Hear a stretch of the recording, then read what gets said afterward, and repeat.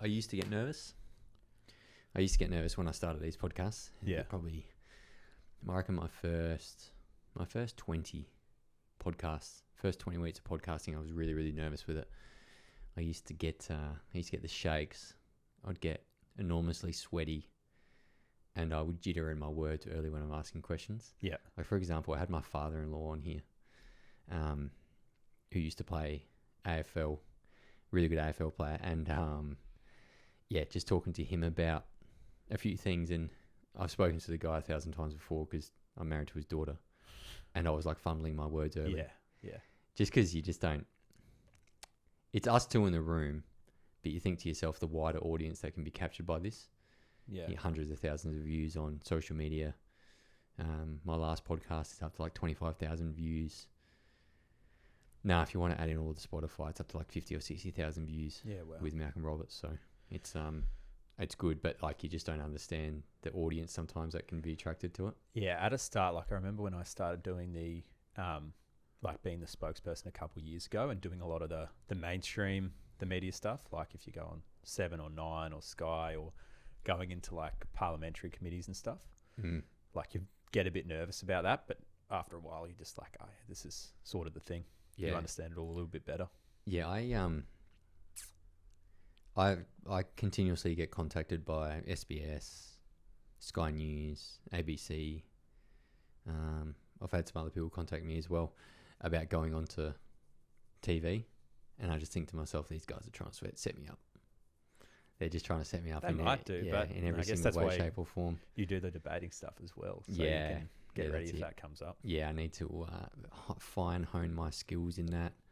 And I did a speech a while ago to Liberal. Actually, I heard about that. That was like 3 or 4 months ago. Alex Antic invited you. Yeah. And then there was a big blow up because you didn't like Susan Lay. No, it wasn't Antic that invited me. Antic had nothing to do with it, but the papers wrote it that Antic invited me to start some like Christian religious war within the Liberal Party.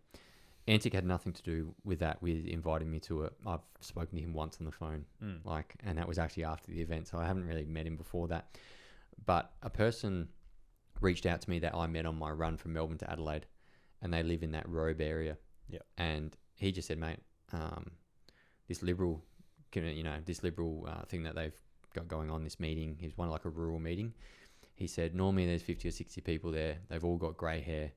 We want someone in with a bit of youth to come in to bring the younger voters in so we can all have a proper meeting and actually vote on stuff. So they brought me in a place where they normally get 70, 80 people. There's like 300 people there. Yeah, nice. So they gave me the mic. And, I was a bit reserved in the first few minutes. One of the first things I started with is, if you want to fix this country, we got to immediately tie the politicians' pay to the book. So if this country isn't profitable, then the politicians don't get paid because we need to pay off our debt. And everyone laughed at me. The whole crowd laughed. And I said, what are you guys laughing about? Do you find this funny? Yeah. Do you think that laughing away our kids' future? Because it's not going to be the older elderly people in this room paying it off. It's going to be your kids and your grandchildren paying off the debt, and we're going to be slaves to this debt. And then what's going to happen when we can't pay it? Like places like China and BlackRock are just going to go, well, I'll just take that part of Australia because we can't pay the debt, because that's what happens when you can't pay debt. And so straight away I built a bit of a me versus them on the crowd. And I went through a few other issues. I spoke about what's happening in Melbourne with the machete crime crisis, and I said, it's directly linked back to black people chopping each other to pieces, and we've got to be careful where we're importing from. Stuff like that. I said, when you got 99% of 99% of machete crime being committed by under 1% of the population, which is a predominantly African-based black person crime happening, then, what's the root cause of that? Well, we're importing people from a lawless society and blah, blah, blah. Anyway, so I went on that, and then I turned around with it all, and I said, with all these issues that you got, if you think Susan Lay is getting you out of this mess, you guys are crazy. And 20% of the moderates in there just started abusing me. Like, I've never been abused openly like that before I've never really done a speech like that before, but they openly stood up and abused me. One lady stood up and was just like, I've never heard someone speak so vulgarly in my life. I stand with Susan Lay. She is a great lady. And I'm like, yeah, but she's Anthony Albanese in a pantsuit. And it just like, every single time. People standing up saying, we want our 2% income tax cuts. This is what it's all about. And Small government. And they kept coming at me. And then they started passing around the mic so people could have a go at me. And I sort of just calmed down and just debated them back. And then the question time, they all settled down and finished.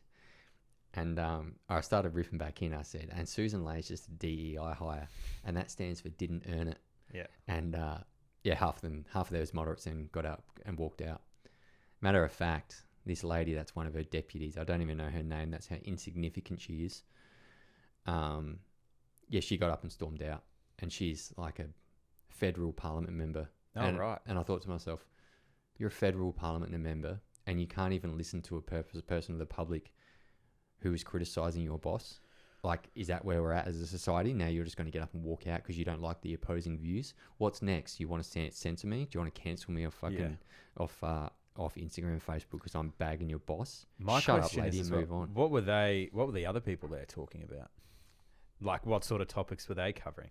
If not debt, if not our impending identity crisis, like what about how we need to make sure that we're electable and elections are won in the sensible center? Like, what sort of crap were they talking about?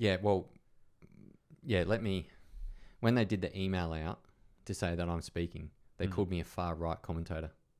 In the email, that was like part of the billing. Yep, to be like, come listen to this far right commentator. And there was one guy. And it worked. Yeah. You got 300 people there. Yeah. Apparently that's a draw card. Mate, and then when I finished the speech, I got a 5-minute standing ovation from 80% of the crowd. Yeah. Because there's 80% of the crowd that are fed up with the bullshit that's happening. And there's this 20% of the moderates and the Liberal Party being like, oh no, we're going on the right direction. Net zero is good. I don't know what a man is. I don't know what a woman is. We'll just keep indoctrinating kids in schools. The only thing that we'll talk about and we'll press back against with the government is Israel, because we're backed by AJAC and they do a lot of our funding. And we'll talk a bit about debt. But realistically, they're the same of the two parties. The bit that talk about with debt is everybody knows Liberals are the better economic managers. And it's like, okay, what happened during COVID? What happened from like 2013 onwards as well? And also, so the Liberals have been in control since 2013 to 2020, 2022. So they had 9 years in power, and they spent more than they earned every single year, and they kept borrowing, and they kept selling them, and they kept selling that borrowing as government bonds to China, to BlackRock, and to our super. Like, are those the people that can economically manage us better? They were the ones that sold out the Darwin port as well. Yeah, mate. And then they came back in 2022. We're going to buy it back. It's like, what a great policy. Yeah, elect us again so we can fix one of the cock ups that we did. And mate, the more I get into this, the more I just realize is pretty much 99% of our politicians are captured. They're corrupted, and they're persuaded something from behind the scenes. And you look into lobbying they need. Big business billionaires can spend $2,500 and they get one of their lobbyists a pass into Canberra, and they can just walk straight into Chris Bowen's office, or whoever they want, and then they can go into the bureaucrat's office and be like, here, write this law, and then they'll go back to Chris Bowen and be like, pass this law or else, and he looks him in the eye and says, or else, and then Chris Bowen, like a good little servant he is, he said, yes, I will do that. The bureaucrat goes in and writes the law because they don't know any better because they're getting $400K to do fuck all. Damn you! I need to beep that out because if you swear in the first 10 minutes of YouTube, you get Surely we were close. Maybe we made like 9 minutes. 9 minutes. But yeah, and then they go in and then they write the law in the favour of the lobbyists. And you think to yourself, that's not Australia first. That's Australia last. You're putting everyone else first except Australian people. So, and then you get into a whole bunch of different things. So the more I do this, the more I turn against the system because the system has got us to where we are today. It doesn't matter if it's left, right. Far left, far right. I mean, the whole system to me has to be reconstructed and built back brick by brick with a moral compass that only points in the direction of the Australian people. And they're the ones that need to be able to benefit, not the system. The system benefits. The system benefits from us being in debt. The system benefits from us allowing lobbyists into Parliament. The system benefits us from creating a divide amongst us and telling us that masculinity is toxic. The system also benefits us from arguing with each other over gender politics. Like, that's what the system is. And I just get fed up. So, mate, when I have people like yourself contact me and say, I want to come on the podcast, given your background and some of the stuff that you're doing, you spoke at the CPAP convention, but then also you hold a role within a teaching and nursing type system, which I want to delve into as well, because you seem to be on the more of the conservative side of things. And I would love to get a deep dive into one. Let's go over the CPAP stuff and spoke about what you spoke about there, and that'll probably dive us into everything else. But because a lot of people, including myself, have a 16-week-old daughter at home, and you want to start having kids as well. We are worried about the indoctrination of our kids in schools and stuff like that. So I want to hear a bit behind about that, and that's the reason why I got you on. So no, I appreciate it. Welcome to the podcast, mate, after me rambling on for 10 minutes. No, thanks, mate. Appreciate it. Yeah, so I guess as a bit of background, CPAC was in September. So gave a speech there, spoke about the work that we do at Red Union. I'll get more into that. Basically, a group of alternative unions from the Labor-aligned unions that have sort of controlled our institutions for decades, funded the Labor Party, funded, left-wing social progressive causes as well. So spoke about that, but spoke about Australian identity as well. So the speech sort of called it the struggle for the soul of Australia, because that's what it feels like happening at the moment. Like you said, like you've got a young daughter, young men, young women who are growing up thinking, I want my country to be one that my kids can grow up in and be proud of and love, and not feel guilt or anything like that. They want it to be a safe and a prosperous country, and they don't like the way that it's heading. And I'm one of those people. I'm in that category. So spoke about the importance of Australian identity, the importance of our Christian foundations as a country as well. In 1901, when we became a federation, and even before that, so many of the founding fathers were ardent Christians, the Federation fathers rather, and Christian morality is what the country was built on. And no surprises, we've sort of strayed away from that. Things have turned sour. So spoke about that, spoke about the indoctrination in our schools, so gender ideology, how that's being pushed on to children, but also how the result, like the system itself, is just failing. Like, we've never had more money thrown at education, Sam, but results have never been worse. So taxpayers aren't getting bang for buck. Parents are... Why do you think is that? What's your... because of how centralised it is. Because of how centralised and bloated the education system has become. Because we have very powerful unions, the Australian Education Union, whereby so much of their membership money, their funding for all of these left-wing causes comes from high-paid, overpaid bureaucrats paying, $1,000 to $1,500 a year in union dues, and also ripping off frontline teachers and nurses in the health system, and sending their money onto left-wing social causes. So it's because there's so much waste in the department, and because the system is so centralised, the people who are making the decisions aren't feeling any of the consequences. So they're sort of not accountable. There's just this big blob in education and health that it's like, okay, if things go poorly, then you just request more funding during the next negotiation with the government. So I think that's the issue. And we advocate for localising the education system and the health system as well. So having locally elected school boards and hospital boards to run these places, because nurses in Rockhampton don't need to be told what to do by some bureaucrat sitting on William Street in Brisbane, and the same applies across Australia. It's just not good enough, and the results are worsening. Health results are worsening as well, and there just seems to be no one willing to have a difficult conversation about it, including so-called conservatives. They don't want to touch it. They don't want to touch the elephant in the room, which is we're wasting so much money, and there needs to be structural reform. Like, if there are people doing a whole lot of nothing for a whole lot of money, they're a resource drain, and they just can't have a job anymore. We can't afford it. We need to prioritize efficiency again in our education system. We need to prioritize educating kids on the things that actually matter, not indoctrinating them from a young age on these weird gender theories, on the self-hatred. Like, in the curriculum and in our classrooms, we're absolutely flooded with all of the bad things that Australia has supposedly done in our history. And there's just so little focus on all of the incredible triumphs and the things that we've fought for in the past. I mean, you fought for us in war, Sam, and there's not much of a veneration about the people that fought and died or came back with so many stories to tell. There's not a veneration for them at all in our education system, and that's a travesty.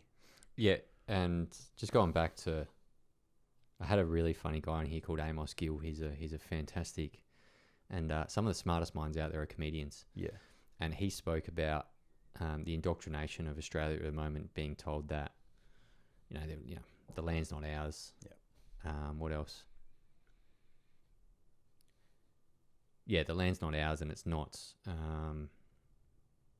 And whatever. Down we the haven't got a past. country to be proud of. And stuff like that. And he sort of said it perfectly. He's just like, if you want to take down a nation from within, you tell the kids that the land they're on is stolen and it's not theirs anyway. And I'm like, man, he makes a very good point there. Yeah, he makes an extremely good point. And I think to myself, man, if I wanted to take down a nation, one of the first things I would do is I would indoctrinate the kids. I would teach them a whole bunch of gender studies that weakens males. And emasculate the men. That's the point as well. Like they're doing the exact same rinse and repeat for teaching young men to basically feel guilt and hate themselves and hate the good quality, the masculinity that builds societies, to suppress that or basically disavow it. And yeah, with that, and then if you tell kids as well that the land they're on is stolen and it's not theirs anyway, then when it comes for the time that they need to stand up and fight for their country, they're going to be like, well, it's not mine. You guys fight for it. Yeah. You told me that's not mine. So I don't really care what rules you bring down onto me. I'll just, whatever, leave me alone.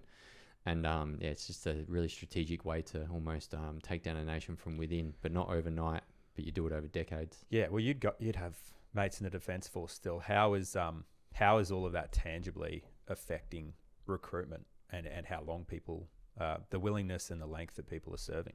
Yeah, well, the numbers down for recruitment are at historic lows in the military and also for first responders. Now, what does that say? Well, you're bringing up a generation that is told to hate their country, so they don't want to serve it, so there's no patriotism there.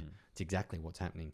I don't care if you're that, and they're trying to get DEI quotas. Yeah. So there are young men, trust me, I get them all the time that come and contact me, they'll email me, and they say, I've been knocked back 6 times now trying to get into the military, and I think it's because I'm just a young white male, and they want a coloured person, or they want a female person, or they want this DEI non-binary person in there. So even though there's a shortage, they're being picky to the extent of not picking the most 100%, man. There are 100% DEI quotas in the military. I know someone that doesn't want to be mentioned that is friends with a recruiter, and he tells me exactly that this is happening in the military for DEI numbers. Like, imagine recruiting for a force where you need to defend Australia with your life, and you're worried about if you've got the right gender quotas, if you've got the right amount of black people on the line or women on the line. Yeah. It's like, no. You just need bodies on the line. You need the best bodies for the job. Yeah. It's like, it doesn't matter what color they are. Best person for the job, best man for that frontline job, because women should not be in frontline roles. Trust me, I tell you, I've been there. Yeah, I can tell you right now that women should not be fighting on the front lines. There are roles that they should be in, like a medic, for example. We were over in Afghan. We would go out to a little village, and we would need not strip search, but we would need to pat down women, and we can't touch women over there. Yeah. So we would need to bring a female medic with us, and she does the touching down and searching. Sometimes you would find out that these women are men, right? And they got a fucking AK under the little blouse. But you're right. Like, it's a weak society that sends its women in to fight for it. It is. It's a cowardly society. Yeah. Well, and it's okay to do it in peacetime. Yeah.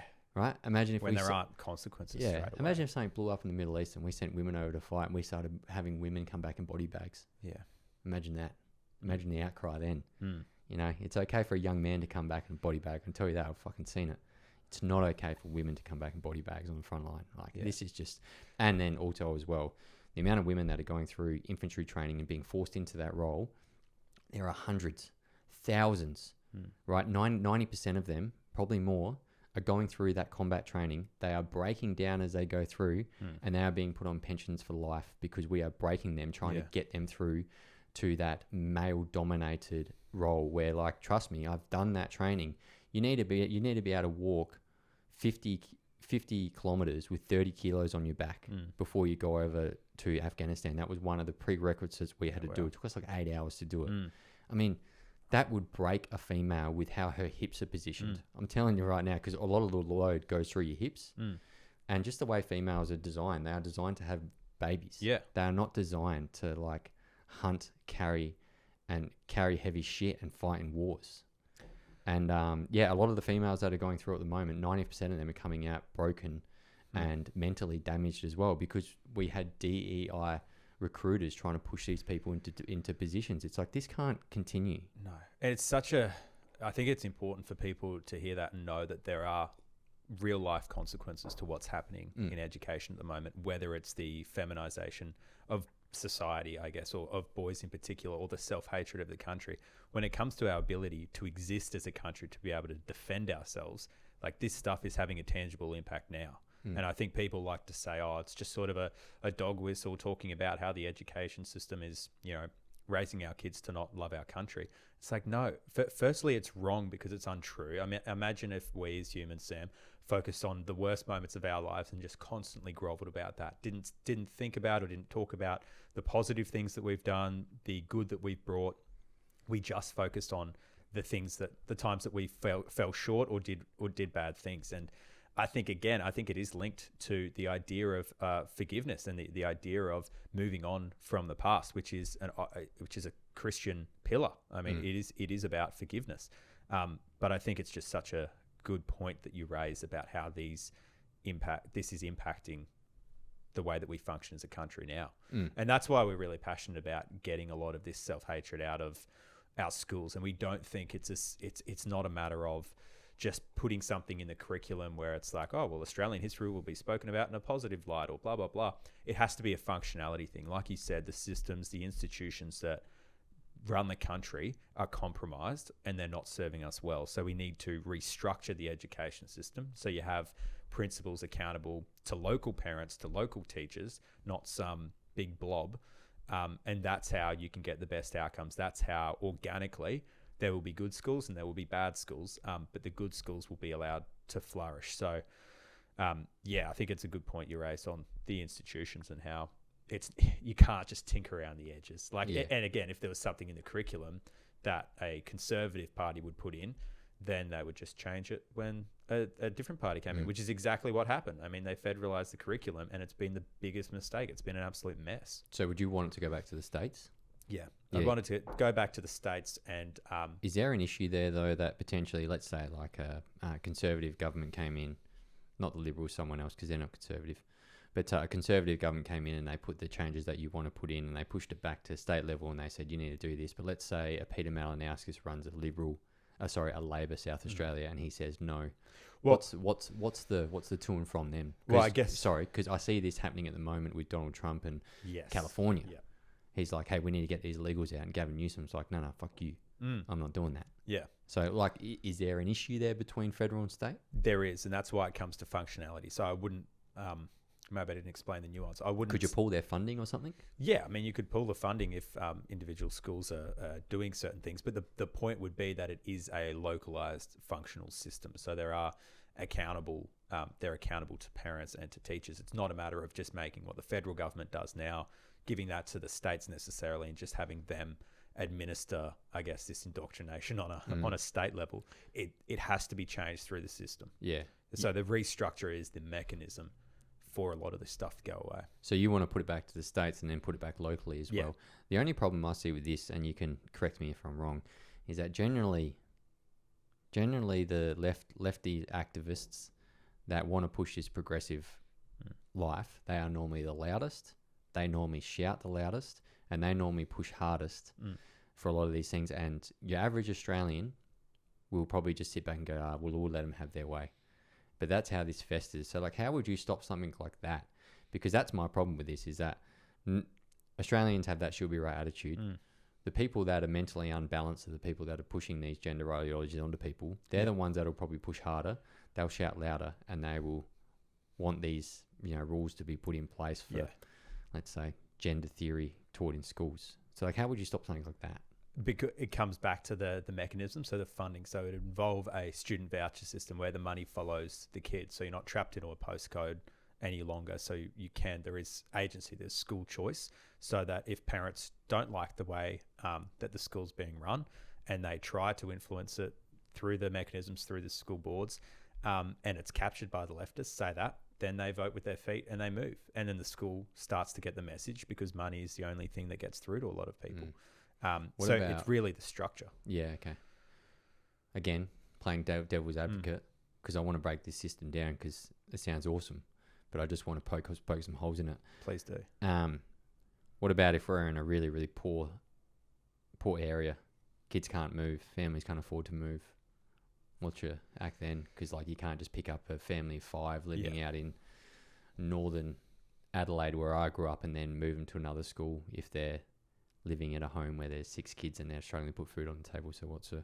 Yeah, well, I think you'd have a system for regional schools and regional students as well. They'd have to logically be more support, because the services you're providing can only go so far when there are communities that are so far removed from a lot of this stuff. So you'd have to have, naturally, it would be necessary, it would have a little bit more government intervention on some of these local schools, but the decisions themselves on curriculum, on staffing, would still be made at a local level. But you're right, you can't really just say, oh, well, if you fail, you fail. If it's one school within 100k radius out in, Western or Northern Victoria or something, you do have to provide a bit of support. But the overwhelming majority, this will assist in decluttering the education system and getting parents back involved in education as well, letting them have a say about what their kids do. Because at the moment, there's no real agency for parents, particularly in the state school.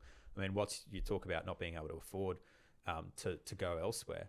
What's the agency for someone in the Adelaide suburbs, a mum that's not liking what their kids are being taught at a certain school? Where's their agency to be able to move their kid if they're in a state school? There's not. The agency is pay $20,000, $30,000, $40,000 a year for a private school. You can't do that either a lot of the time. So look, no system will ever be perfect, but a localized one that puts teachers, parents and principals in the room together is going to be a lot more effective than the one that we've got at the moment, where it's just top down bloat and frontline teachers are leaving because they hate their job now. And also as well, if it's top down bloat, then who's writing the rules at the top? Who are they influenced by? Because if you let, and this is, I guess this is where your argument stands on a whole bunch of moral grounding here, is if we're letting our education system being controlled by Canberra, I mean, I just pointed out what's wrong with Canberra. A lobbyist walks in, BlackRock walk in, State Street Vanguard, someone that hates Australia walk in and said, here, do this to our education system. And it's like, oh, okay then. So yeah, if we bring it back to what you're saying, it's like a grassroots level, parents can get involved. Yeah. And people can actually have a say in how their schools are taught. Yeah, I definitely agree with that. The way you break it down like that and the way I just broke it down, taking it away from a federal once off, everyone has to do this. I mean, because that's when things become dangerous. When you take away consultation, and especially consultation from the people, and the people that are doing the teaching, and the people that are controlling the teaching, like the principals, and then the people that are sending their kids to that school. If you take away the consultation from those 3 groups, I mean, you will have an indoctrinated system where you can destroy our kids' lives in the classroom. And that's what's happened. It's been compromised for so long now. The lobby groups have already captured the education system as well from a federal level. Lobby groups, man. I know, but it happens at a state level as well. So that's why I say it's important to be no, we don't want to just go back to what it was before they federalized the curriculum. We don't want it to be this big state by state approach either. Yes, the state would administer it, but it has to go further local, because the further localized it gets, the less easily it can be captured. But yeah, I mean, it's and then even the less malicious angle would be these departments, education departments, are run by raving loony lefties a lot of the time, 70, 80, 90% full of people who haven't done a hard day's work in their life, and they'll just put in whatever theory is the social progressive theory of the day, and that's what's happened. And we know that that skips around biology as well. And a lot of people now speak because they feel a certain way, and just because you feel something doesn't mean that to be the truth. Yeah, especially with gender theory and pushing on the kids. I mean, now I've got a more hard stance on this. If you listened to my podcast a year ago, I would have told you, look, your life, your choice. If you get over the age of 18, you can choose who you want to be. Now, after doing all the research and seeing stuff and having a family of my own, it's like, no.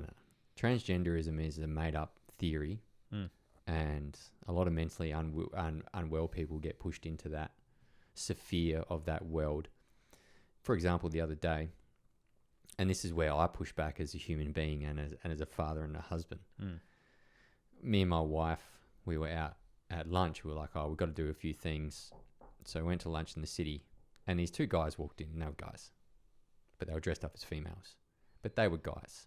Like Adam's apple, hairy arms. It looks like they had been on a buck show, and they were the buck. Like they had to be dressed up as a female. Looked like they lost a bet. Yeah. And my wife's like, I'm going to the toilet. I'm like, what do you mean? She's like, oh yeah, I need to go to the toilet. I'm like, okay. So I followed her up with my daughter in my hands, and I stood at the door. She goes, what are you doing? I'm like, there's guys there that are going to try and use this toilet facility with you. And she goes, no, Sam, don't do that. It's embarrassing. I said, well, I'm sorry.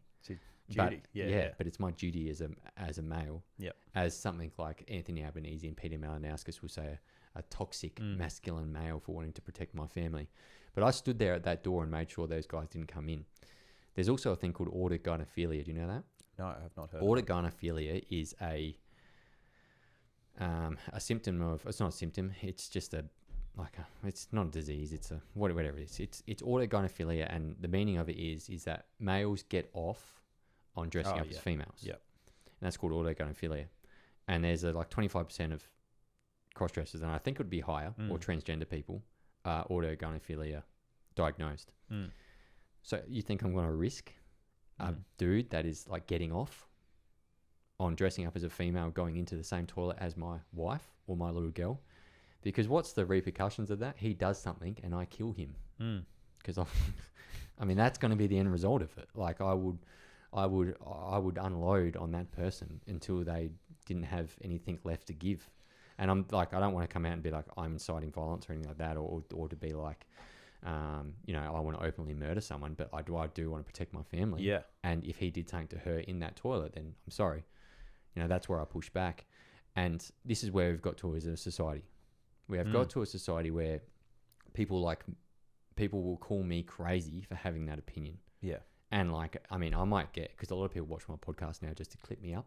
Yeah. And they clip up my stuff. Done. Yeah. And then they take me on the piss. So, they might come at me for that, but whatever. That's fine.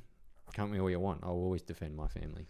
Yeah. I think it's a great point you raised though, because if that's sort of the stats around 25% of people doing that, it's often we'll focus just on the kids for a moment, because you're right. Transgenderism doesn't become true when you turn 18, and it's not any more loving to let an 18-year-old butcher themselves than it is for a 12-year-old. But there is something acutely wrong with what's happening with kids. You've got people like that who are pushing this onto children, who are pushing transgender ideology onto children, who are validating, invalid concerns. And kids have that. Like when you're a kid, you're learning about the world. You don't really know things. You might want to, play with cars or dolls one day, and you might say, and people are always like, well, what would you say to your son if he came and said, hey, Daddy, I think I might be a girl? You're not. You're my son, and I love you. I had a discussion with my mum the other day. Sorry if I jump in. I'll be quick. My mum said the other day, she's like, yeah, I was a tomboy growing up. And I used to, because she had 2 older brothers and 1 younger sister. And she always used to play with the older brothers and go hang out with them, play soccer and stuff like that. She's like, I was a tomboy practically my whole childhood, because she was a really, really poor family. So they always used to be scrounging around, playing around with the brothers and stuff like that. And she's like, in today's world, I would probably be in school and they'd be like, you're a man. Go on, go be a man. When my mum grew up and had a fucking awesome life with 2 young kids. Yeah, which is funny, because then they're sort of acknowledging that there are masculine and feminine traits. Yeah. So sort of in that they admit, oh yeah, we have been created in a certain way. But to the point on kids as well, they're often told, particularly from an education standpoint, you've got policies like the respectful relationship stuff, which goes into sex ed, safe schools, which goes into, sort of LGBT inclusion and all of this. So it's always a nice flowery name for these policies, and it's done. They justify it as, being loving, being inclusive. This is what the Victorian Premier, Jacinta Allen, does. She fakes outrage when people criticise the fact that 5-year-olds in Victorian schools are being told that they could be born on the wrong body. Do you know what she's doing there?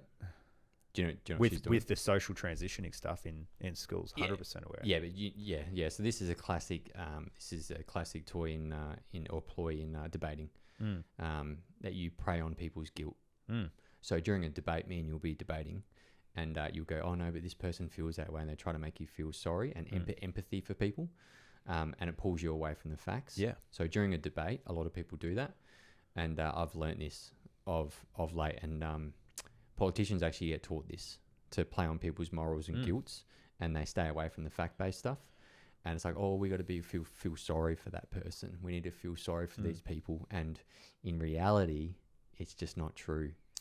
But that's why they come out and say that sort of stuff, is because they're just playing on the guilt, and they're playing the empathy card for you to try to feel sorry. But no one's buying it anymore. No one gives a shit anymore. Sorry, Jacinta Allen, we'll throw that guilt right back at you. You're allowing the butchering of kids in Victoria, and you're encouraging it. And you're encouraging kids who have genuine concerns. Gender dysphoria is a real thing. There are, mental illnesses that need to be dealt with. It's not to say you just be harsh with these kids who are thinking these things, but you must be truthful. And it's not loving to affirm something which isn't true. Like, you're just sending kids down an alternate reality that is going to end up in, desolation. Like, you should feel guilty, Jacinta Allen. You should feel guilty for the fact that you're doing this to kids. Yeah. That lady needs to be in prison. The emotional argument, it's not going to work anymore. No, well, it doesn't work anymore with anything. Nothing the left throws at me anymore is like, can be compromised by their values. Yeah. After what they're doing to our country, it's like, hang on, they call me everything now. Like everything I get called, and it's like, well, I mean, you guys have been calling me this for months now, and it's changed nothing, and it just grows my platform even more. It's like, eventually, the chickens are going to come home to roost. Yeah.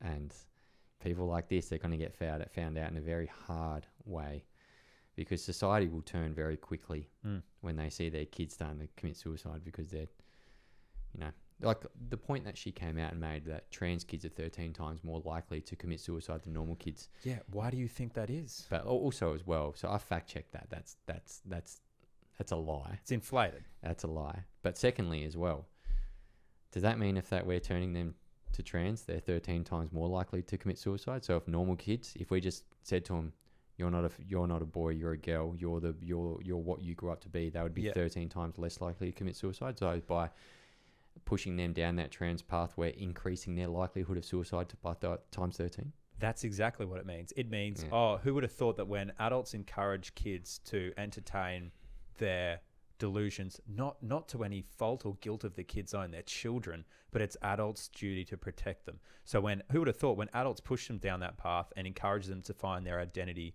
in something which is just completely untrue, who would have thought they're completely lost after that? It's really sick. It is really sick. Yeah. And there's a medical industry behind it. I had this lady on called Angie, forgot her last name. Jeez, I'm terrible with names. Someone pointed this out to me in my comments the other day. They're like, bro, you got to start remembering names. I'm like, they're going to point it out again now. I do, yeah. I had her on. She was like 2 episodes ago. And mate, even she pointed out there's a huge medical industry behind this. Big pharma are behind it. And guess who's profiting? Pharma. Yeah. Pharma and the medical industry and doctors transitioning these kids. No one else is profiting from this. When you follow all this, you follow everything in this game, and it all tends back to someone's bank account is getting fatter through pushing these ideologies, and it's destroying a nation. Yeah, destroying a nation that's really rich in natural resources, destroying a nation that sits out of the globe's sphere. And when I mean that, most of the stuff is in like the northern hemisphere. They're pretty tightly connected to each other. Even South America, they're close to America. You've got Europe, Africa and Europe, they're pretty much connected. Then you've got like the Middle East and China. Then you've just got Australia by itself. Yeah. We can just be our own free-willing people. But now, and instead of, creating war on us, or instead of invading us, we're getting invaded with this extremely woke ideology that the rest of the world is ditched. And yeah, it's just like you're watching a country's soul collapse underneath it. And it's inevitable then that the actual foot invasion happens. Like if you haven't got a country that's willing to defend itself, when there's incentive, and if it's just going to be a rollover, then that will happen. We don't know when that might happen. Yeah, I don't think we'll ever get foot invaded. We will just get to a point where we can't pay off our debt anymore, and people will come collecting. Yeah. Like what? Like, so if we're that indebted as a nation, look, everyone's in debt. I get that, but if people like BlackRock, China, and our super buy it, and then we can't pay off the interest, what happens when we can't pay off the interest? Like, that's my biggest thing. Yeah, they come for it. It's like, that's when they come for it. We have to start selling off our natural resource sector, or just giving it away? We give it away anyway. Yeah, what are we doing now? So, but that goes to the point of sovereignty. Like, I don't think it's a good thing that we're as reliant as we are on China. I don't think it's a good thing that we're as reliant as we are on the US. Of course, we're more aligned with them, but we should be far more energy independent. There's no reason that Australia can't be a powerhouse. There's no reason that Australia can't build up its military enough to be able to defend ourselves. So we're not so reliant on the US and other Pacific partnerships. Like, what is that reason? I think it comes back to a lot of the time that self-hatred that we have, that we don't think that we can, or we don't feel that we have the right to make the most of our God-given resources to make Australia a superpower. And then, okay, so let me ask you a question. Why is that happening? Why is the self-hatred happening? Yeah. Yeah. So let's go down the rabbit hole. Yeah, why? let's go. Because we want to get to the root cause of this. So why is the self-hatred happening in this country? And here, let's pass over to you, because I know what I think it is. Yeah. But I don't know what you. So why is there this self-hatred pushing down and people hating this country as they're growing up and turning away from service in the military and also frontline? Like, why are we being told to hate our country as kids? I think it's a lot more of a symptom across the Western world, and I think it's the push for globalism as well. So there's naturally, and it goes to the multicultural thing as well. So as you make nations less and less distinct, then there are things that then it's like, okay, so what really is the difference between Australia or New Zealand or Indonesia or whatever it might be? I think it's this idea that having a unique Australian identity is a bad thing. Having a country which is different to others is a bad thing, that you shouldn't be proud of that fact. So I think it's more of a globalist push that's resulted in this demoralization. Like, it's not just unique to Australia, but then it sort of becomes homegrown, and it sort of becomes like a spinning wheel of itself, and our own people are sort of, entrenched in this, and they're swept up in this self-hatred, and then we implement it in our institutions like education. But I guess that'd be my initial thoughts. What do you reckon? Yeah, I think the same sort of thing. There's this push for one world government. And it's coming from potentially places like the big banks and BlackRock and stuff like that. And if you look further into that, I mean, then you're going down conspiracies, and I can't fact check any of this. I don't want to say it on my podcast, but you go further than that, then you're like, okay, now we're getting into some really weird, deep places. But so yeah, I definitely think there's this one world government push that could potentially be coming down through the WEF, UN, places like BlackRock and stuff like that. And there's also this weird push of like debt-ridden countries. So I think we're purposely being pushed off a debt cliff everywhere we go. Like, for example, Donald Trump, he came in and he spoke about the debt in America, but the other day they just printed like $2 trillion. Yeah. And I'm like, you promised to drain that swamp, but you are becoming the swamp. So I just think to myself, well, if they can get someone like Donald Trump to continuously print money and borrow money into something like America, and it's like, okay, how captured is this system from the governments right up above? And do they all want us to go to this debt cliff? Do they all want us to get to a point where they're like, well, everyone owes everyone so much money that we're just going to control it from one single push of the button right here? And this group of people are going to go, well, yeah, this is what we control now. And now everyone falls under our one world government. Everyone gets the same amount of pay. Everyone lives in the same amount of air, or wherever, and everyone shares their natural resources and all this type of stuff. And I think that the way you start to break down societies is in your schools and education systems. The next thing you do is you attack the money. The next thing you do is you attack energy. You make energy really expensive, and that's been happening progressively over now the last couple of decades. Energy's been going up anyway. Yeah. But there's another really interesting thing is I listened to a good friend of mine sent me this really interesting interview with a KGB ex-officer. Do you know what the KGB is? Yes. Yep. So Russian Secret Service. Yep. Back in the 90s. And he said the Soviet Union came up with, and I'm not saying the Soviet Union could be anyone. Could be the Soviet Union, could be China, could be Israel, could be the US, could be anyone. You come up with a system where instead of invading countries, you indoctrinate their youth.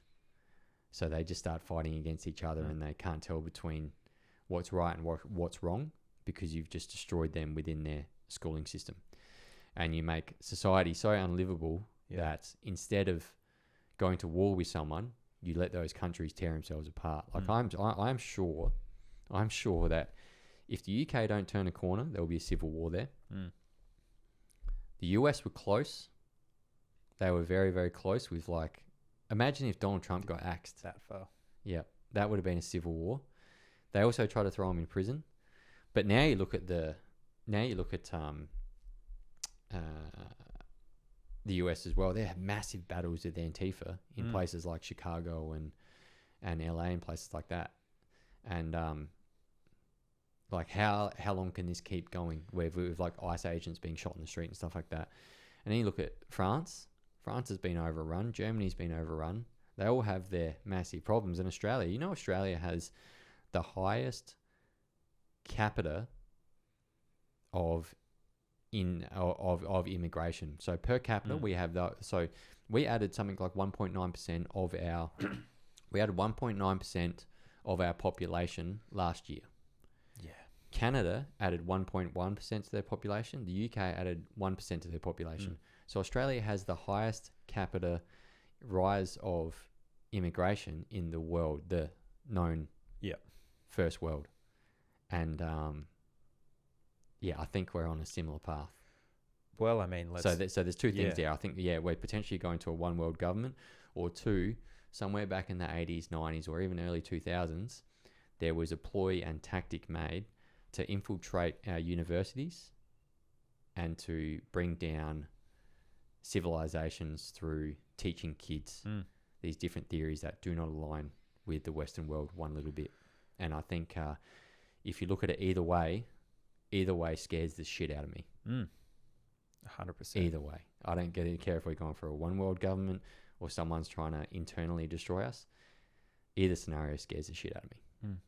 Well, the immigration one, for instance, you talk about how you'd get into the schools and sort of allow for a lot of these ideas to become permissible. If you were writing a blueprint to make mass immigration accepted among the masses, which it basically has been up until probably the last few months, that opinion has really started to shift on it.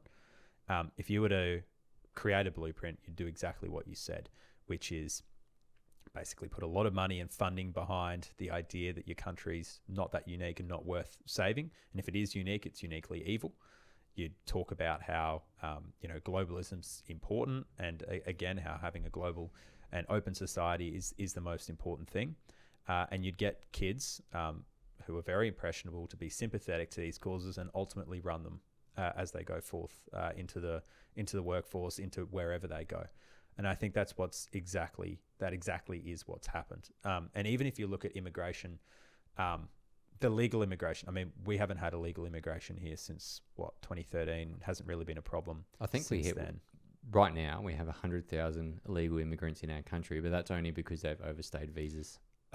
Important caveat. I mean, in terms of coming to our shores and stuff. Yes, and that's a problem. They're not just coming on boats. Yeah, and those people that have overstayed their visas need to be sent back. It's as simple as that.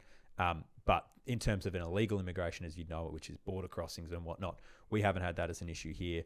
The US, to Trump's credit, he's been strong on stopping that. He's been very slow on the deportations, and he's ramping up legal immigration as well. So that's what you talk about. If he can be so captured as well to buy into this mass immigration,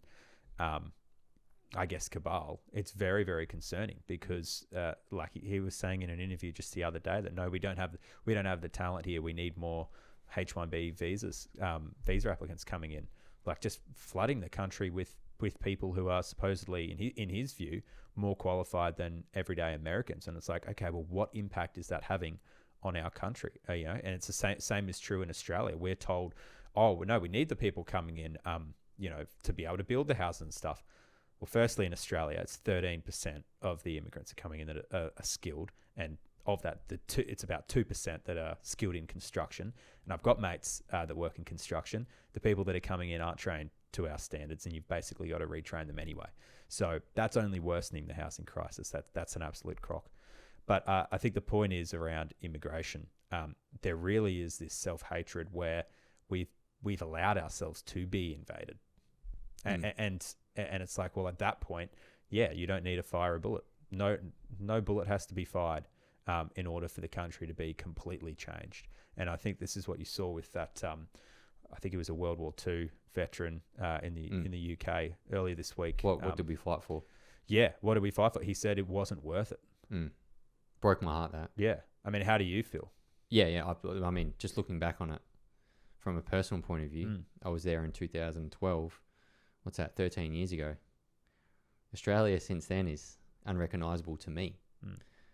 Imagine being 80, 90, 100 and looking back what the war or what England was in 1944 and now you look at it was like, I mean, I feel that I think to myself, yeah, that's not the Australia that I fought for. And then I think to myself with him, I'm like, oh my God, he must feel that at times 1,000. Now, whether that be on a demographic change or whether that be on a housing crisis or whether that be on a freedom of speech level or whether that be indoctrination with kids or any of those situations that are being pushed onto us at the moment, where everyone's thinking like, why is this coming onto us? Yeah, I don't think that I fought for Australia. I fought because I wanted the fight. I was a young man. I wanted the experience, and I went over and got that experience. And I sometimes think to myself now, like, you got to be careful what you wish for in life. But I never think to myself, I would take that back because I would relive it every single day of my life because it's what I've become today through those experiences. But yeah, I often look back at my time and think, what did I do that for? Because then you start to dive into, why we're in Afghan, more of a potential like bankers' war. I understand September 11 and stuff like that, but if you go into Iraq, Benjamin Netanyahu came in and lobbied on behalf of Israel to the American government and said Saddam Hussein has weapons of mass destruction that they never found. Yeah. Then they came in there and took over Iraq, and Dick Cheney handed out a bunch of no-bid oil contracts to Halliburton and his big mates in big business and big oil. It's like, was there really weapons of mass destruction? Or did you just go there because you wanted the oil fields? And then it's like, how many lives were sacrificed because of that decision? Yeah. How long were you in Iraq for because of that decision? A lot of Americans lost their lives in Iraq. A lot. And if you're a student of history, one of the first things you learn about is the trench warfare of World War I. And you think, gosh, how could we be so inhumane to literally just send them as cannon fodder? Have we really evolved from that? No, we haven't. We haven't at all. And I've often questioned a lot of things now since COVID. One of the main points I question myself all the time, if government, politicians and media can lie to us every single day about what's happening in the world and what's happening in the government, you think history's been told to us correctly? Yeah, that's a good point. Do you know what I mean? Like, you reckon, Dave, history is written by the victors. History is written by the victors. It's like, do you think they've been 100% accurate with what they've told us? And you only start to you're right, and you only start to recognize it when, I guess, history is being written as you live it, and you look back on what is now the assumed narrative on history, and you're like, you're missing the point completely. And yeah, I mean, it goes to education as well. There's no nuance when learning about the events of history, World War I, World War II. It's distilled into good guys, bad guys. That's it. And it's like, that doesn't do us any benefits as a society because we just fall into the same patterns. Yeah. If we don't actually learn what happened in these conflicts and what led up to them, what got us out of them eventually, then we will be doomed to repeat it. Yeah. And we've been put in this world now where Christians are to hate Muslims, Muslims are to hate Christians, all because of the war on terror since 2001. And that's now overflowing into streets of everywhere. Everywhere. Millions and millions of Muslim people are moving out of the Middle East because they've been at war for the last 20-something years, and there is nothing left of the Middle East, and they have invaded our country. But why have they invaded our country? Because we've been bombing the shit out of them. Yeah. And it's like we've displaced a whole bunch of people, and now... Because I've... Months and months ago, I was like, fuck them people. Go back to there. And I still am like that. I'm like, go back. You know, like, if you're going to come here and preach Sharia law and all that type of stuff, then go back somewhere else. We don't want you here. But at the same time, now I think to myself, why? Why are they here? Like, because we've been at war with them for the past, not them directly, but we've been in war in parts of the globe for like 25 years.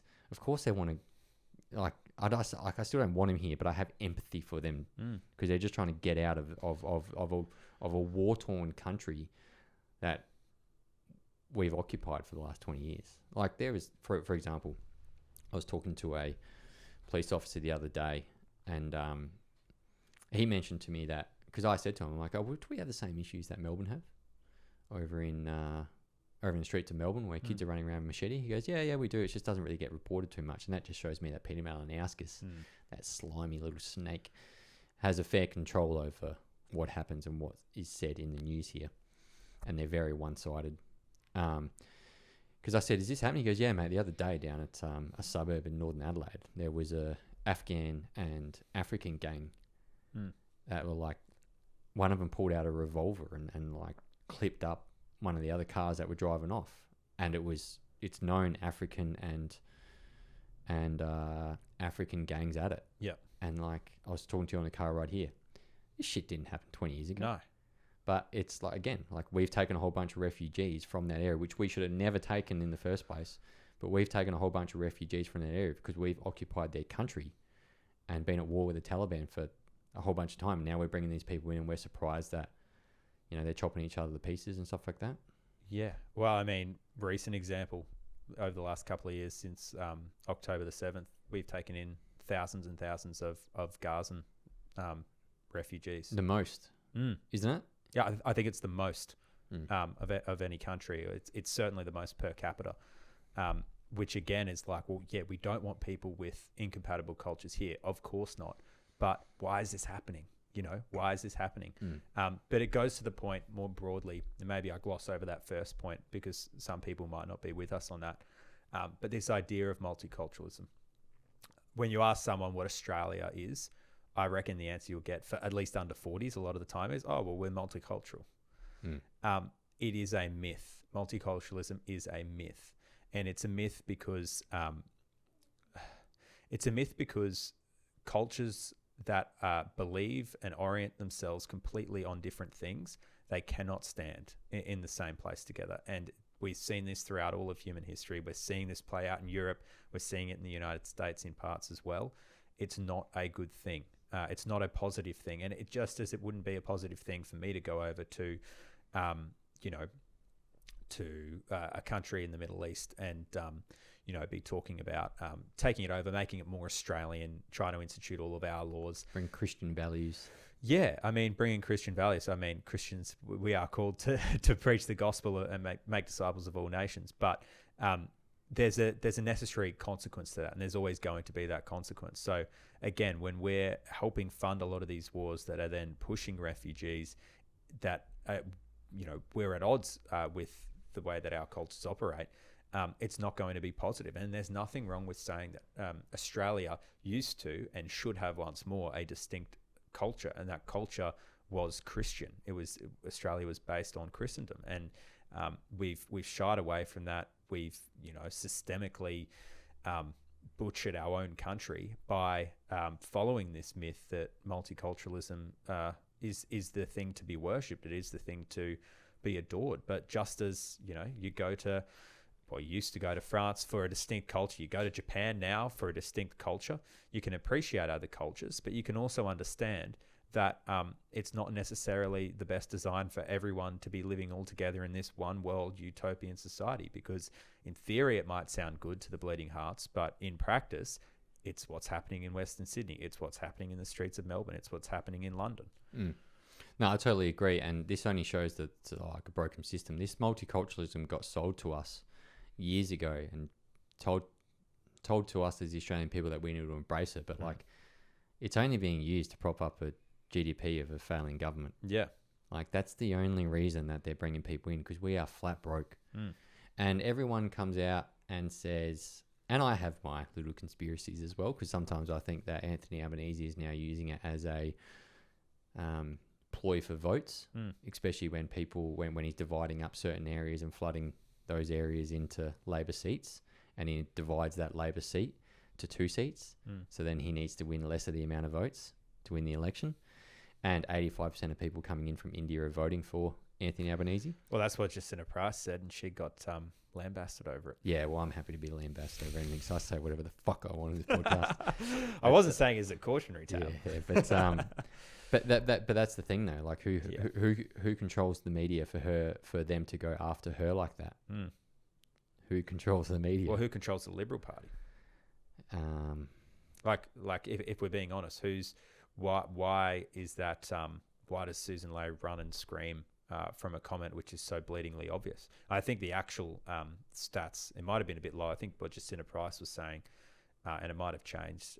She was quoting Kos Samaras, this Labor pollster strategist's own research about how he just quoted a poller. She quoted the poller exactly, and then she was sacked for it. So it's like, okay, well, why is that the ultimate reaction for the Liberal Party, which is supposed to be at least the most conservative party of government in the country? Why is the immediate reaction to, hey, maybe we shouldn't just import completely different cultures because they're going to vote against things that we hold dear as Australians?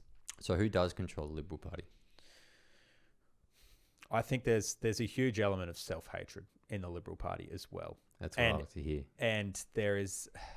when it comes to Susan Ley and her moderates are till plants. I'm sure of it. They are till plants. You cannot tell me that Susan Ley and her cronies that sit in the moderates are not far left extremists that have infiltrated a Liberal Party and destroyed them from within. My conspiracy theory mind is just baffled. Yeah. That they let someone like Susan Ley and a deputy that walked out on me, they don't even know what a woman is. Right? And then they come up and they speak out against multiculturalism. It's supposed to be the Conservative Party. And then speak out in favour of it. Yeah, and then Susan Ley comes out and then destroys that person and kicks him out of the party. The Indigenous Australian. The Indigenous Australian woman. It's like, no. Susan Ley and her crony moderates, they are till plants. And to me, the whole Liberal Party needs to deregister and move on, because I don't care if there is a conservative person that gets in control of the Liberal Party. They are going to have to cut some wild deals with those moderates, and they will be compromised.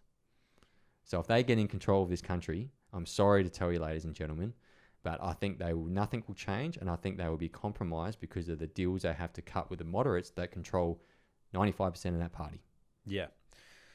Yeah, well, I mean, the party structure is fundamentally flawed. And Susan Ley's been in Parliament, I think, since 2001. She's always sort of erred on the left side of politics. She sat on the board of Friends of Palestine movement with Anthony Albanese for 2 decades. And then she became deputy leader. Did the AJAC tour funded by AJAC over to Israel, came back and then started preaching pro-Israel stuff and said, I'm still friends with the Palestine movement, but I can't be on the board anymore. Wonder what happened there. Yeah. Well, I mean, it sort of goes to my point around, I think these people a lot of the time are pragmatists that have self-interest at heart.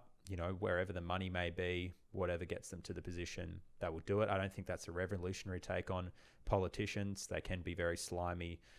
They'll take whatever money they can. They'll cut whatever deals they need to get to the position that they want to, which I think is the problem with the Liberal Party. I think it's the problem with the Labor Party as well. It's the problem with the entirety of politics. People are getting into it as though it is a career path because there is money in it, because there's so much money in it. There's so much waste in it. The pensions, the super, the setups, all of it. You're an MP for 3 or 4 years and you're set for life. I have had politicians come in here, right, and behind the screens, there's like three people sitting there that are like their advisors. Yeah. And they sit there and listen to the interview. And it's just me and this one person talking, and they've got 3 people behind me. I'm like, Holding up the cue cards. yeah, I'm sitting there, I'm like, Don't mention. what are these people in here for? Like, I invite them in. I say, do you guys want to come in? Yeah, yeah. And they go, yeah, sure. We want to see what's going on. I'm like, it's just a tiny room at the back of my house, but you can sit in there. And they sit in. I'm like, what did you bring these people for? Yeah. To like stop the interview halfway through and be like, can't say that. Yeah. Can't say that. Out. Cut that part out. It's, I mean, look, like Bob Catter was different. He just came in one person and a few He's other different. stuff like that. Bob Catter don't give a shit, mate. But mate, I honestly think that the more I look into this, the more I think the system needs to be reconstructed from the ground up, and it needs to be built on the foundation of putting Australians first. Yeah. Would you ever consider politics? You seem to be a very straight shooter, honest person. And you don't know if someone is corruptible until they get put into that position of being corruptible. So I don't mean to be harsh. No, but that's very wise. But I've only met you for one day, so because that's my biggest issue. Like, you might get someone that's nice, but then when they get that money put in front of their face, I've had that money put in front of my face, and I said no to it. But when you get that money put in front of your face to preach something, I don't know. I just think, I've also had insiders come and tell me that they've been kicked out of parties because they didn't toe that line. Yeah. And but like, would you ever consider that, knowing what politics is? Yeah. Well, I mean, I've been around it for enough time now to know that, and we were talking about it earlier, that certainly is the case. You'll get the money thrown at you, and it's a matter of whether you stick by your principles, whether you have the self-control. And it seems like the majority don't, that they won't stick on it. My primary purpose in life, mate, is serving Jesus Christ. So wherever that leads me, that's where I'll go. And I love my country. I want to be vehemently Australia first. That's what I am.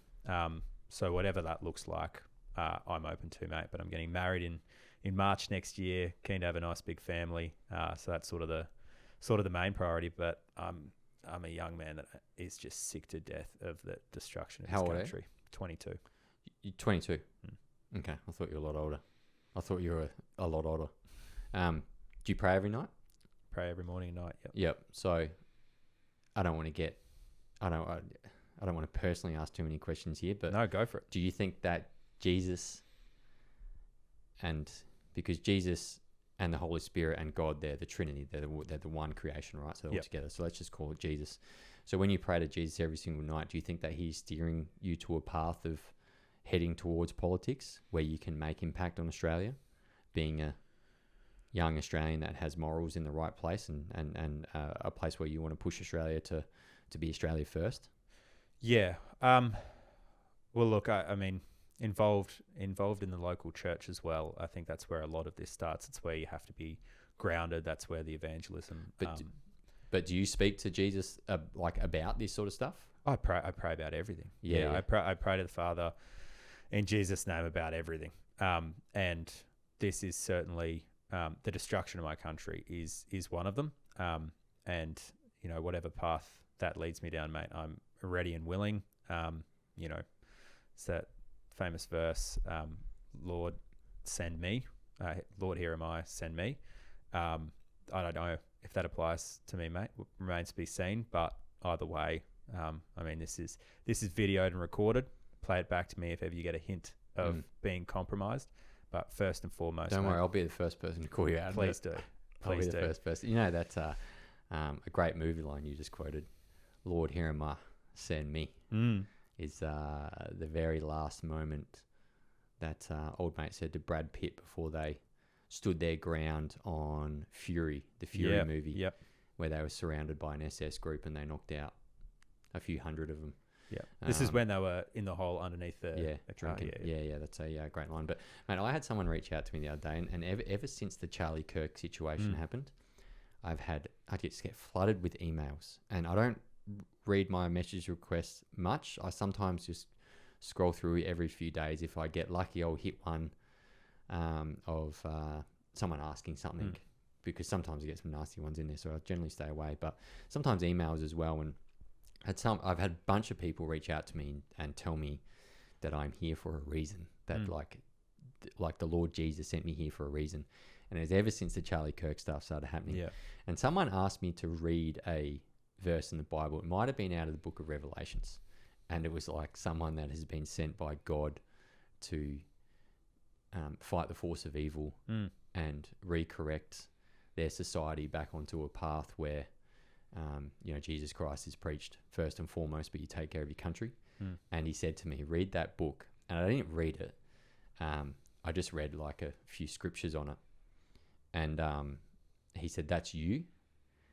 And I was like, that's pretty wild. Because it literally talks about someone coming down from heaven and earth, being put on this planet to do this very thing, to fight the face of evil. And he goes, this is you right now. He goes, I prayed last night and I woke up this morning, something told me to message you this and this verse. So I read it. It was really interesting. But I have a ton of people will just call me, mates of mine that will call me. And then I have a ton of people that message me being like, I just want to let you know that I'm praying for you tonight. And it's like, that's awesome. So many people are coming to me telling this. So Yeah. it's wild to see. It's wild to see that spirituality and faith is coming back.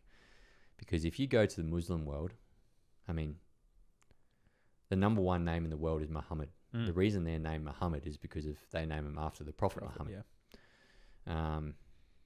The Jews are very closely tied to Judean values, and that's just known. Most Muslims are of the Islamic faith, and they believe it hardcore. Most Jews are of the Jewish faith, right? Your regular Australian or white Caucasian person in Australia is not really faith-based, which is why I think the destruction of our country is happening. Yes. Because we've turned away from traditional church-based values, and we've had that she'll be right attitude, and not many people attend church. I honestly think that is some base fact roots of why we are now in this situation, is because we've turned away from our faith.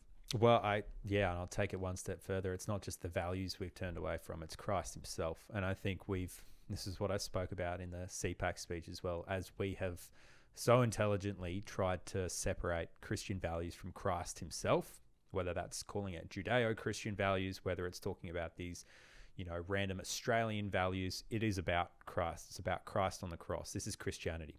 It's not a value set. It's about, do you believe that Jesus Christ is the Son of God? He came to die for our sins and he rose 3 days later. And that in him, you have eternal life. You have eternal life, and you have a purpose to get up every single day. You have a calling to follow him, to pick up your cross and follow Jesus Christ. So I think you're 100% right when it comes to faith. I came to faith only last year, the start of last year, and it's been completely transformative in my life. I see a revival in and around my family, my friends, more broadly around our country, and it is exciting because it is a spiritual war, mate. And you mentioned you have people messaging you saying this sounds like you. And it's not just a few, it happens all the time. And it's alarming. I have friends ring me up, and they'll just text me, Christ is King.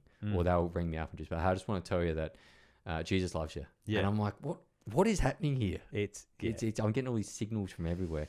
But the funniest thing is, I came out the other day and I said, Christ is King, and people took that as a war cry. And I thought to myself, war cry for what? I'm going to start saying this more now. Yeah. Because Christ is King. Yeah. Motherfucker.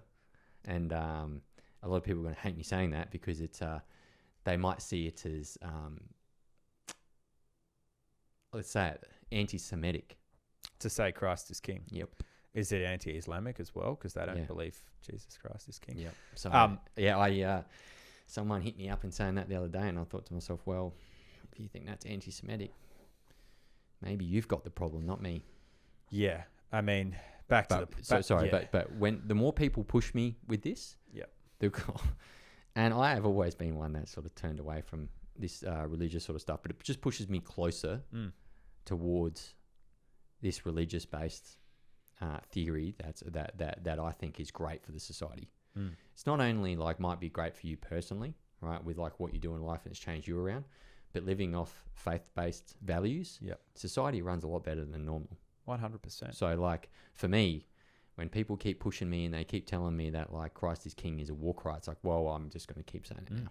And you're right about how society functions, particularly with Christianity, where the ultimate, I mean, the second greatest commandment, following love the Lord God with all your heart, the second greatest commandment that Jesus teaches is to love thy neighbor as thyself.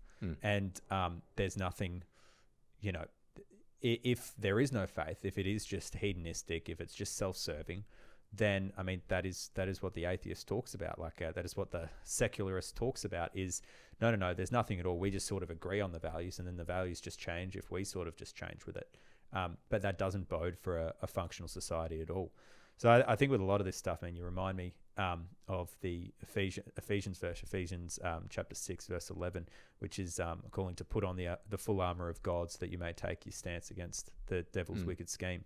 And it feels like with a lot of these different things that we've covered today, with the gender ideology, with the self-hatred of our country, with mass immigration, with whatever it may be, even the more nefarious things that we haven't had a chance to talk about, like pornography, which has got a massive hold on young men.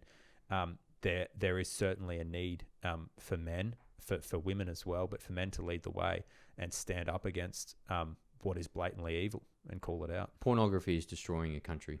It is demasculizing males, and it is pushing them closer to being pedophiles and closer to being transgenders.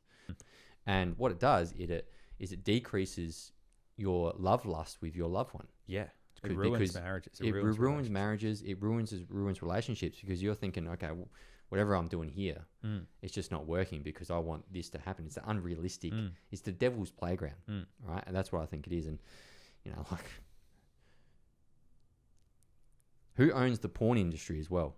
Like, that's one thing I'm not mentioning it, but that's one thing. Go Google that and go check and find out who are the people that run the porn industry. And you think to yourself, like, how can you be that person and then you stand for that and you run that sector? Yeah, it's disgusting. There's so much hypocrisy, even with the social media ban, for instance, that's coming in on kids. Like, not banning porn sites. Precisely, that's the point.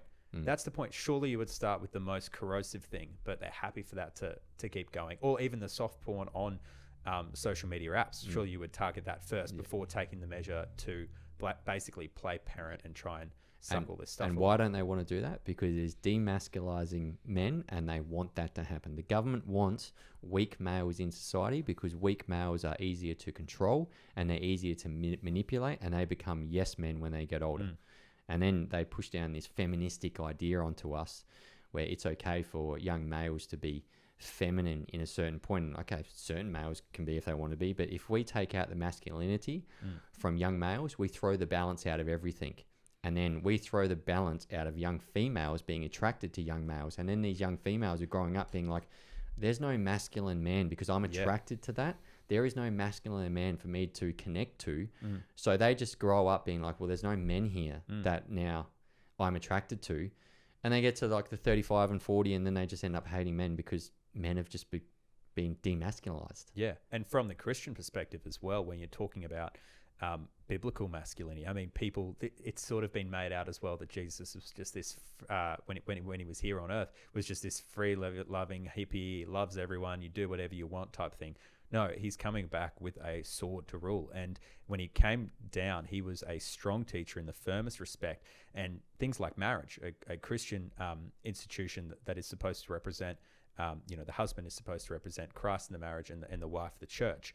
It is representative of that. And there's an enormous amount of responsibility and leadership that is required of men in marriages. And it's no surprise that that's being broken down as men are being basically dissuaded away from leading in a godly and in a masculine respect. And women need leadership, men need leadership as well, and men are called to, it's obviously the smear that's often put out about Christian marriage is, it says wives submit to your husband, and it's like, did you miss the part where it said husbands submit to Christ in all that you do as well? Like it demands so much more. And I think that's I think the hedonistic, the convenience aspects of society, which all of us enjoy on a fleshly level, we've entertained that so far to the point where we look at things like a Christian approach to marriage, like a Christian approach to government as well. And we say, well, that demands too much of us. It demands too much of a, too much forgiveness. It demands too much of a moral compass as well. All of these different things. It's like, it's not that deep, bro. And it's like, well, what are we doing here? What are we doing here? We've just removed so much of the responsibility and accountability and the requirement to be needed from young men. I mean, as a young man, you live off that. You feed off that responsibility and accountability. Once you get a hit of it, it can be daunting at first, but we're called to lead. We're called to be responsible. And I think a stronger, more masculine society with biblical masculinity at hand, not this sort of, modern reactionary type masculinity, I think that would do Australia a world of good. Look no further than Anthony Albanese not swearing on the Bible when he took the oath to take over as the helm of this country. I mean, I don't know what he's doing there, but that was really sad because throughout he's the first prime minister to not do that in history. And you might call me naive, but during the campaign, he obviously was talking about his Catholic faith a lot. And it was around the time that Pope Francis died as well. So he was talking about that a lot on the campaign. So I was doing lots of churches and I'm simultaneously praying for him and saying, okay, well, I hope this is genuine. I hope this is a conversion. And that he's actually living this faith that he seems to have. The cynical part of me was like, it's a political ploy. He's a snake, mate. And then he gets to that and he said, well, it's just about, Australia is a secular country. So that's what it's all about. It's like, mate, that really rubs you up the wrong way. That's the problem at the moment. That is the problem at the moment. It's people like him preaching that type of wording from the very top. But we can rest in the reality as well that leaders are held to a higher account. And if people are going to disavow their faith when they're leading a country, there are plenty of biblical examples of what happens there. So, mate, as far as I'm concerned, it's a matter of sticking to your principles, serving God, and whatever comes. We'll suffer, as you have over the last 9 months in part. It's part of the calling. But ultimately, if we're staying true to the word, staying true to not ourselves, to God, then we'll be okay. We'll be okay in the end. Yeah. I definitely don't disagree with it. I think there's a bit more to it. Being someone that isn't of that heavy reliance on faith. There's also a lot of fixes that this country needs to do, and we need to turn it around in terms of a cultural sense. I don't disagree with pushing towards Christ and back to the church, because I think that is in part what built this nation and our morals and values. I also think that we live in a free will and open society where we can have we live in a society where you can be, if you want to practice your religion, you can, but then we need to also be in a society where we need to be free from that religious law, like Sharia law. Yeah, of course. If someone wants to not persuade the way of the 10 Commandments and stuff like that. So, but I think as a base root formality to turn this country around needs to be of Christian values. I definitely do think that. Just quickly as well, like when people talk about, they're wanting a Christian theocracy or something like that, it's like, well, what does that even look? People have tried in the past. I think it's antithetical to the Christian faith. Like if the core tenet of the Christian faith is that you have a faith in Christ, you can't mandate that. Like that's not the suggestion to mandate it or anything like that. Like you want to encourage it. Want more souls saved. We want people coming to Christ. But this idea that it's like there's this Christian equivalent of Sharia law is just complete nonsense. It's complete nonsense. So I don't think it's anything to be feared about. But again, looking back at what has made this country so good, it is so many of those Christian principles, those Christian values that have set our nation forth. And where have those Christian values stemmed from? People who believe in Christ and Christ himself. So I think it's an inevitability that when we separate those, it will end up like this. But yeah, certainly agree. I mean, I don't think it's completely non-biblical to mandate Christianity in some respect. Yeah. And look, mate, I think that naturally people will turn back to that anyway. I honestly think it's happening over the next couple of years. People are fed up. Over in America now, more people, the transgender data is suggesting that younger people now are transitioning less and they're turning back to Christ.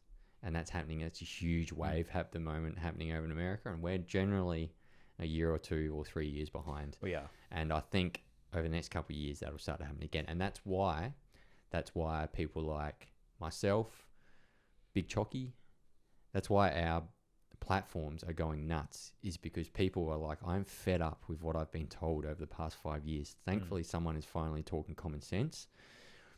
Chris, he talks more of like a Christ is King, God first. I generally just want to preach about politics, common sense. But the reason we're growing so much is because people are sick of it. There is a turning point that is happening now in this country, and the culture will drive our politicians to start making the right decisions again. But there are a few things that we need to take care of with this political class to make sure that they're not selling off our souls to make their bank accounts bigger. So yeah, I've got a few plans in place, but these things take a couple of years. Obviously, the 2028 election will come up, and mate, I would actually like to see someone like yourself run for an Australia First and Australia Only party. It would be interesting. I think you would do well. I think you speak well. I think your morals are there. I think you've got good values. Whether you can be contained by the system we'll have to find out if you get into the system. But I mean, yeah, mate, I would like to see it. To be honest, if you ever think about it, I would like to have you back on so you could, preach your message again.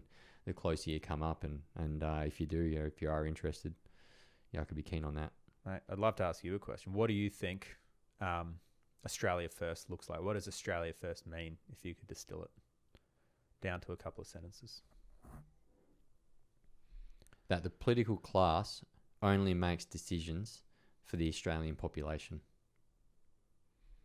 Yep. That's it.